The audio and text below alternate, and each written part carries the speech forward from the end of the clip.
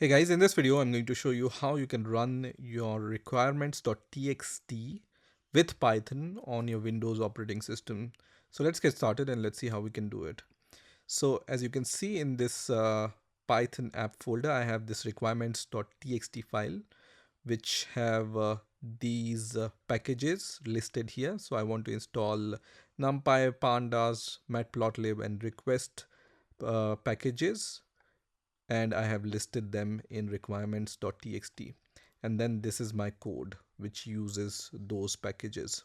Now, in order to install those packages using requirements.txt, you just need to go to your file explorer and navigate to the directory where you have your project. So I have my project at this location where I have this requirements.txt and the Python script, right?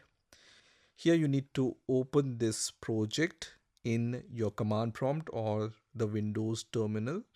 To do that, just right click here and then click on show more options, and then you will see this option which says open in terminal. Click on that and then it's going to open this folder path of your project in the command prompt of your Windows operating system.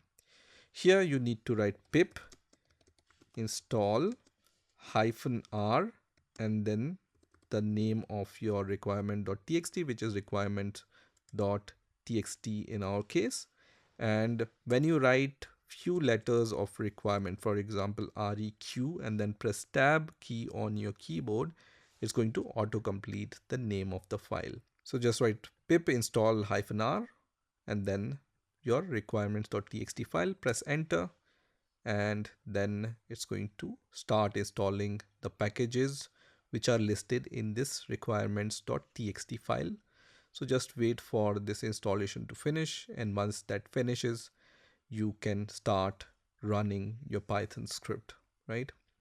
So this is how you can install packages using requirements.txt file on your Windows operating system. I hope you've enjoyed this video, and I will see you in the next video.